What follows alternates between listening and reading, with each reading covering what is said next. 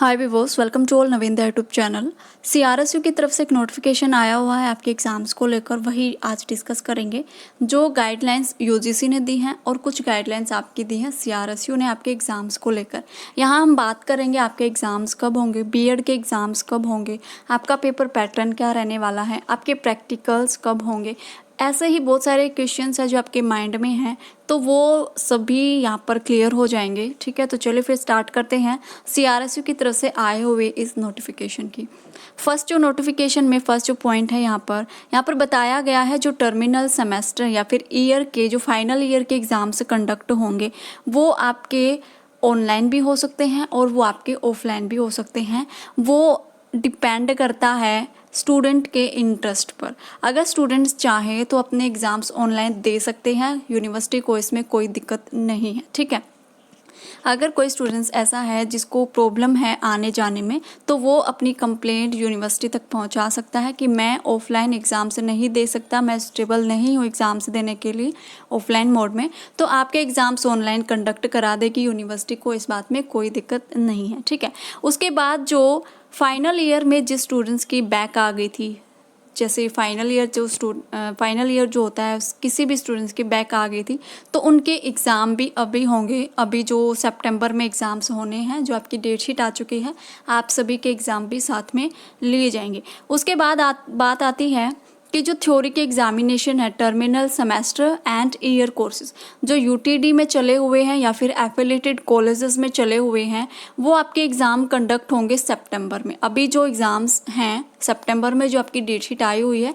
आपके सितंबर में exams conduct होंगे। लेकिन जो आपके एनसीटीई और आरसीआई से अप्रूव्ड कॉलेजेस हैं, उनके एग्ज़ाम्स यहाँ पर नहीं होने वाले हैं। अदर कॉलेजेस के ही आपके यहाँ पर एग्ज़ाम्स होंगे, जैसे जो यूनिवर्सिटी के थ्रू कोर्सेज चले हुए हैं या फिर यूनिवर्सिटी से एफिलिएटेड कॉलेजेस जो हैं, उन सभी के एग्ज़ाम्स होंगे। लेकिन साथ में जो एनसीटी से अप्रूव्ड कॉलेज हैं या फिर आरसीआई से अप्रूव्ड कॉलेज हैं, उनके एग्ज़ाम सितंबर में नहीं होंगे। एनसीटी से यहाँ पर बात हो जाती है, जैसे बीएड है, एमएड है और आपकी जेबीटी वगैरह प्रोफेशनल कोर्सेज जो होते हैं टीचिंग के लिए, उनके एग्ज़ाम सितंबर में नहीं होंगे। ठीक है, थर्ड पॉइंट है आपका यहाँ पर जो The theory examination of terminal semester year of courses running in NCT and RCI approved affiliated colleges will be conducted in October 2020। तो जो आपके एनसीटी से अप्रूव्ड कॉलेजेस हैं, जैसे बीएड, एमएड, जेबीटी, जिनके जो एग्ज़ाम्स होने वाले हैं, वो आपके एग्ज़ाम्स होंगे अक्टूबर 2020 में। ठीक है, तो ये क्लियर हो गया आपको। अगर आप अभी तक आपका ये डाउट है कि बीएड के एग्ज़ाम्स कब होंगे, तो आपके एग्ज़ाम्स होने हैं बीएड के अक्टूबर में। ठीक है, उसके बाद अब बात आती है आपके प्रैक्टिकल्स की कि आपके प्रैक्टिकल्स कब होने वाले हैं। The practicals examination will be conducted immediately after theory examination. जब आपके थ्योरी के एग्ज़ाम्स कंप्लीट हो जाएंगे, उसके बाद आपके प्रैक्टिकल्स होंगे। ठीक है, तो प्रैक्टिकल्स की ये बात यहाँ पर की गई है कि प्रैक्टिकल्स आपके होंगे लेकिन आफ्टर थ्योरी एग्ज़ाम के बाद में। ठीक है, तो आप अपनी प्रैक्टिकल्स फाइल जो है वो कंप्लीट रखना। ठीक है, नेक्स्ट जो है आपके जो प्रैक्टिकल फाइल्स कंडक्ट होंगे, ऑफलाइन होंगे या फिर ऑनलाइन होंगे, वो डिपेंड करता है सिचुएशन पर कि आने वाला जो टाइम है जब आपके प्रैक्टिकल्स होने हैं एग्ज़ाम्स के बाद, उस टाइम पर सिचुएशंस क्या है।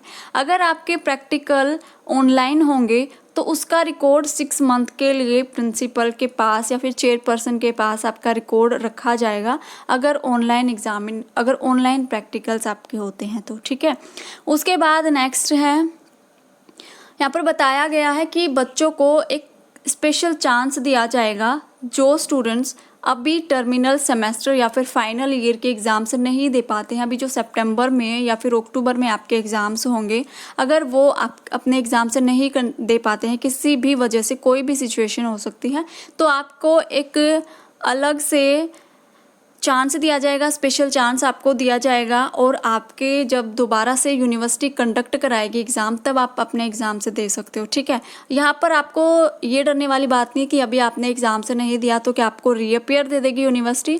रीअपियर नहीं देगी, आपको स्पेशल चांस दिया जाएगा, बगैर रीअपियर के आपके एग्ज़ाम्स होंगे। ठीक है, उसके बाद है कि आपके जो एग्ज़ाम होगा एग्ज़ामिनेशन हॉल में, आपके आप जो बैठोगे एग्जामिनेशन हॉल में, वहाँ पर स्टूडेंट की संख्या होने वाली है 12 से लेकर 20 कैंडिडेट उस एग्जामिनेशन हॉल में बैठेंगे, उस क्लास में बैठेंगे एग्ज़ाम्स देने के लिए, ठीक है।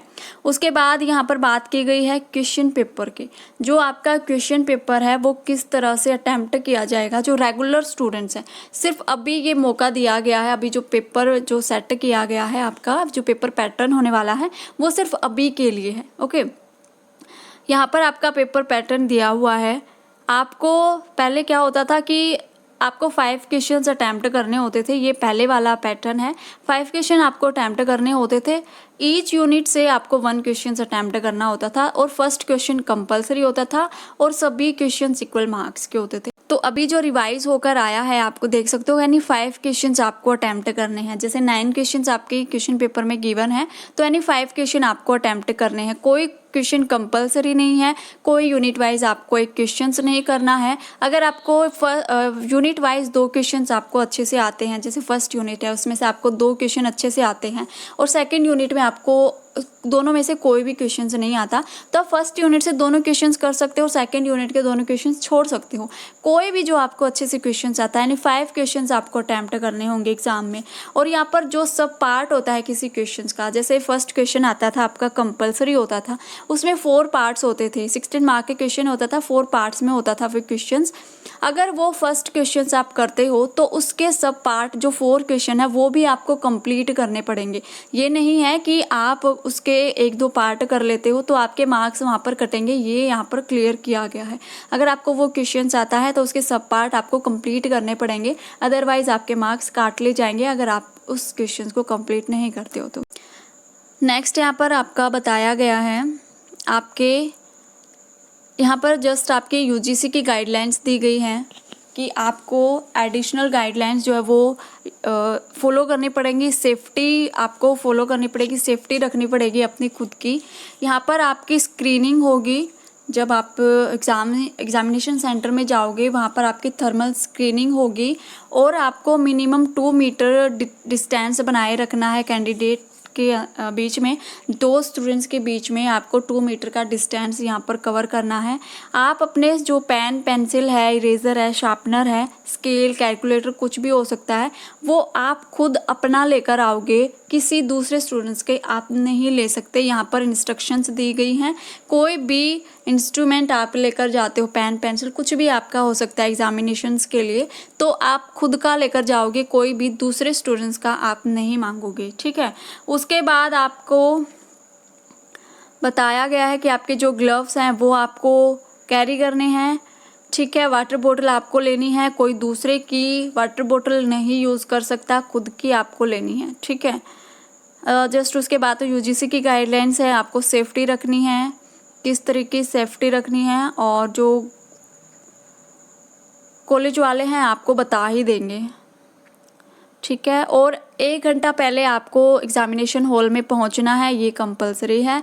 अगर 1 घंटे से बाद में आप पहुंचते हो, जैसे टाइम है आपका 10:30, अगर आप 9:30 के बाद पहुंचते हो, 10 बजे पहुंचते हो, तो आपको एंट्री नहीं कराई जाएगी। कम से कम 1 घंटा पहले आपको एग्जामिनेशन हॉल में पहुंचना पड़ेगा, ठीक है।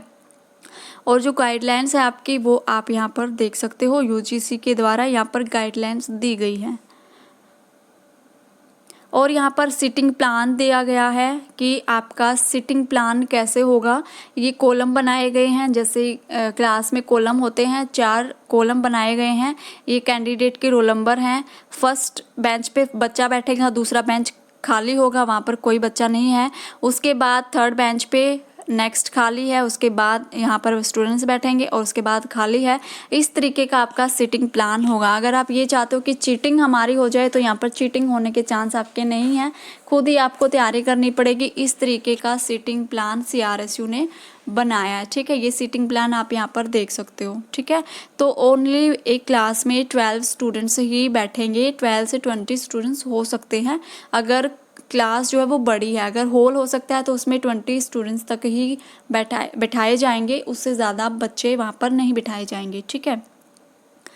और बस यही आपकी CRSU की तरफ से गाइडलाइंस थी जो कि आपको एग्ज़ाम्स को लेकर आपको जाननी ज़रूरी थी कि आपके एग्ज़ाम्स कैसे होंगे, आपका पेपर पैटर्न क्या होने वाला है, आपके जो प्रैक्टिकल्स है वो कब होंगे। तो आई होप आपको सब क्लियर हो गया होगा।